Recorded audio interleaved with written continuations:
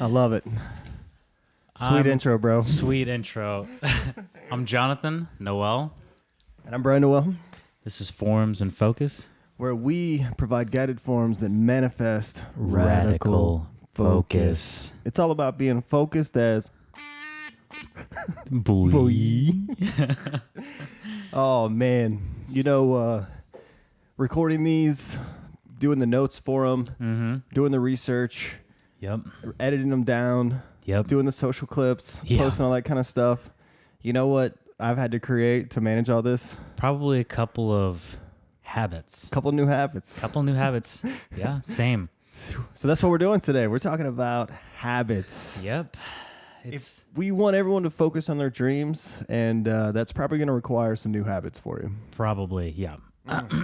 It's kind of, what was the phrase? Your habits become, you become your habit. Oh, yeah.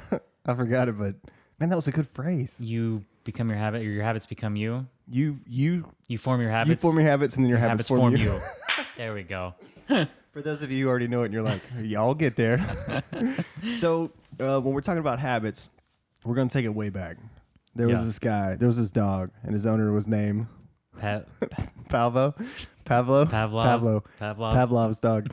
So y'all have all heard this or probably learned about it in school. He learned that he would ring the bell and the dog's mouth would start salivating in preparation for the food. So it's amazing how he helped that dog create those habits, but then all of a sudden that became second nature for him. It's pretty wild. Exactly, yeah. And that's the unconscious habits that we form. I mean, that's not that we're saying we're a dog that starts salivating, but kind of are. I mean, I think if you're hungry and you see an ad, for some some drunk food, something deep fried with a sauce and cheese. Oh man, you start salivating. It's like when I was working through those notes, and a lot of times, like if I get stressed out, I crave like potato chips. Yeah, like hands down, salt and fat. I know it happens. Salt and fat. Yeah. And crunch. That's everything you need. So what is a habit? So a reoccurring, often unconscious pattern of behavior that is acquired through frequent repetition. How many, it just makes me want to really analyze myself. Like how much of what I do is subconscious habits versus what I actually want to do in life? More than you think. When we're looking at, the creepy ads, we've all had them on social media where you feel like you didn't even say something out loud. We start getting ads for something you thought of. Yeah. Well, they're looking at your unconscious habits. I mean, they know you better than you kind of know yourself. Yeah, that's scary. Yeah, it's pretty creepy. But that's just the way it is, unconscious patterns, because throughout the day, you're just kind of doing things a lot of times on autopilot. Yeah. Gosh. So, well, we're gonna spend a lot of time in the future on habits and break it down. So today we're just doing kind of a quick summary, but to kind of get into some solutions to create habits. So psychologists at MIT made a landmark discovery in 1999 of a cue routine reward feedback loop. So we've heard the habit loop. That came from Charles in his book, The Power of Habit, which is pretty interesting, but it kind of shares how our brain works as it relates to habits. Yeah, so the cue would be anything that kind of triggers that. So yeah, it could be anything. I think in the morning, kind of like if you're drinking caffeine every morning, the cue is probably waking up. Yeah. There's my cue. I'm awake. Back when we talked about last one of the episodes, we talked about the goal is just to get through the day. then the cue is coffee. Wake up coffee. So then that leads to a craving. The stimulus causes you to desire a particular outcome that you find rewarding. So the cue triggers a craving and it motivates you to act. See an ad for some Reese's peanut butter cups or a Kit Kat? Love me some Kit Kat. and then the craving is I want a Kit Kat. Yeah. And then when you're out doing your regular errands. Yeah. And you're standing in line and they've always got that $2. Yeah. The $2 version shelf. at the They've got the shelf right there. Yeah. They get you before you leave shelf. Yeah. Before you know you're buying a Kit Kat. Happens to me all the time. So then you have the response. You engage in the behavior, thoughts, or actions you take to get the outcome. Makes sense, which leads to the reward. The outcome occurs and you feel a sense of reward as a result, satisfying your craving. The pleasure or relief you experience reinforces the cue, making the cue even better at triggering the craving. So it makes sense. It just continues to grow and grow.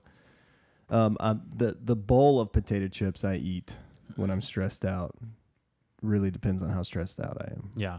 But this, I think we were kind of framing it in a bad way with the Kit Kat, but this also applies. Oh, yeah. With everything. Like, positive habits, yeah. Like,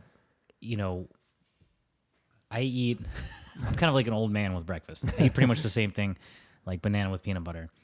Yeah. A lot of the mornings. And to where it's a habit now, but it's funny. You'd think it would get boring, but it's almost like I go through these cue, craving, response, and then the reward, and it actually just stays good. And you always feel good. It's almost like it becomes such a habit, your body expects it. So then you get more of a like reward feeling from it. Oh, yeah. Which you wouldn't think that'd be the case, but it's like when we talked about drinking a glass of water when you start the day. Exactly like, that, yeah. You get to the point to where you drink a glass of water, and if for some reason you don't, because you don't have water, you're camping or something like that. Yeah. And like your body's just like, I need more water, I need more water, I need Exactly. more water. Yeah, I love that. So what are some things we can do? So looking at the FOGG behavior model, FOGG, behavior happens when first there's motivation, right? Which makes sense. And then there's the ability. So it can be possible, right? So obviously for a habit, you're motivated to do it. It needs to be somewhat possible. Like I want to go to the moon today. Yeah, you can't have a habit of flying. And then there's a trigger, right? So if we kind of look at these things, these become opportunities for us to look at forming new habits. Are you motivated? Do you have the ability to do it? And then what are the triggers, which we'll talk a little bit more here in the next couple of bullets. What are some of those triggers that you place around you? Right. So forming habits, and this is not like a hard line in the sand here, but the first 8 hours of being awake, there's more neuroepinephrine and dopamine in the system, which actually gives you a little bit more of, motivation and energy to form and, follow up and do these habits. Yeah, when we were going over the notes, I'd never read this before. I didn't know that. And that just makes so much sense. Like to me, that is super cool. So first hours of the day, those harder tasks or those harder habits that you want to create, do them in the morning. Exactly. This could be the more maybe like physical habits. And like I said, this is not some line that applies to everyone, obviously. Like some people work out at night because that's how their job is, or that's just how they are, and that's fine. Yeah. But if you kind of feel like by the end of the day, there's no way I'm going to work out after work at 8 o'clock. Yeah. Well, maybe that's a habit to try in the first 8 hours of the day. I love that. More physical things, and then at night, maybe the more chill habits. Like, I want to read. I want to read for 10 minutes. Oh, I love that. And that's the other thing. I mean, we can talk about habits. They don't have to be this like some crazy, I want to be the best. This, I have to be amazing, right? Oh, I mean, it could literally you just start small. Little simple habits. Could be, I want to read 10 minutes.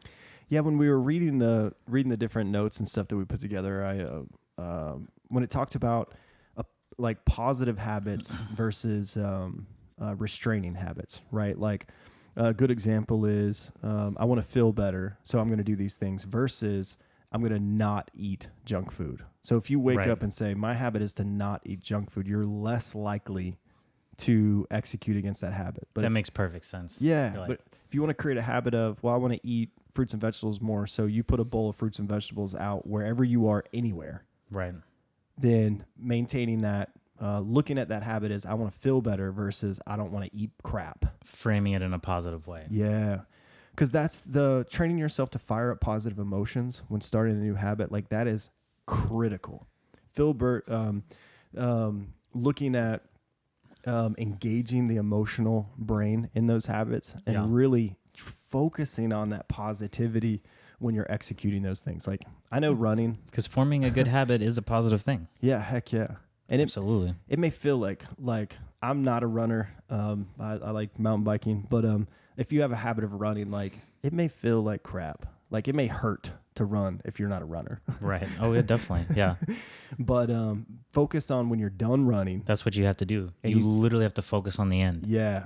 And then you go home, you take a shower, and you lay there and you're like, man, I feel so accomplished. Like just rest in that moment of positivity So when you complete that habit? I mean, I'd say I'm a relatively active person. I have to do this almost every time. I have to think about if I'm going to make myself mountain bike or even do yoga, I have to think about how it's going to feel afterwards to make myself do it. Oh, yeah. You know, it's just part of life. You know, it's well, back to the cycle you were talking about, that reward and how it reinforces, like, you know, bringing up mountain biking, like going is so exciting. Mm-hmm. But like that mile 5 uphill, you know. But then you're committed. Georgia mountains. Yeah, you got to get back to the car. Yeah. But it's just like, ugh. But then when you get back and we're sitting, it's worth it every time. Every time. Drinking a beer at the car in the parking lot after mountain biking. That's the best beer you've ever had. Every time. Every time. So another way, so if it's not an emotional kind of habit, what you can do is break it up into more simple tasks. So that would be like you want to clean the garage or whatever. Yeah. You know, a habit that's more like, I guess, straightforward, boring, more or less. Or like, I want to keep my house clean. I want to keep my house clean. Yeah. Yeah. And so, you know, there's not really a lot of emotional attachment with that. Not like I want to be healthy, but I want to keep my house clean. So those kind of things, it can seem like a big accomplishment, but you just break it down into small bits. Yeah. I want to keep my junk drawer organized. Exactly. Like today I want to do the floor. I want to do this. Yeah. Keep the junk drawer, whatever it may be.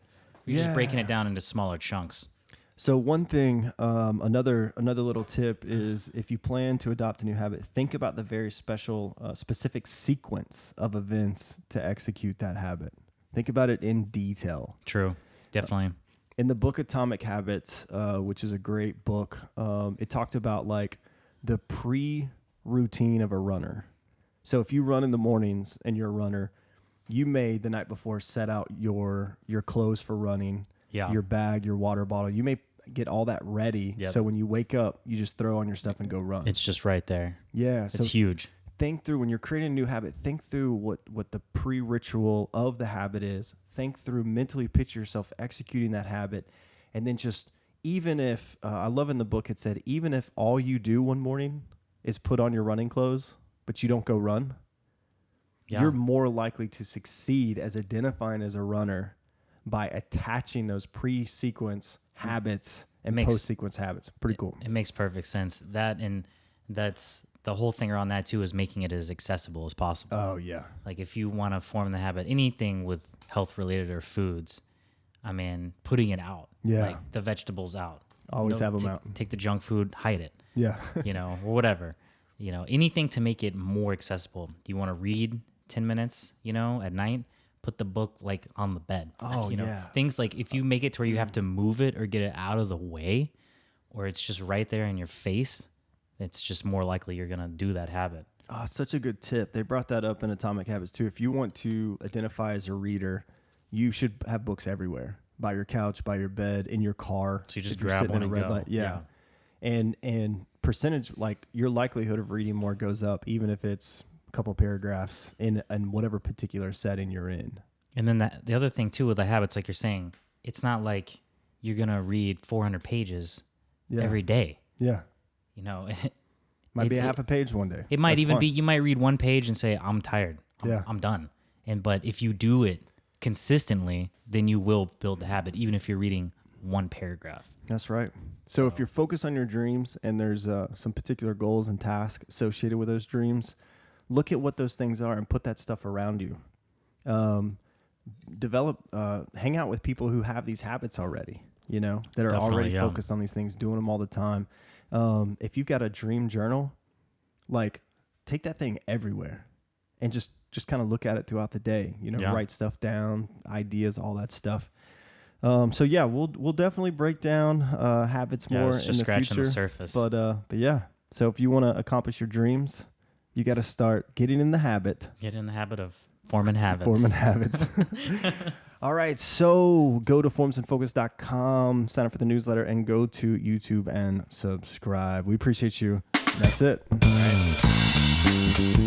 right.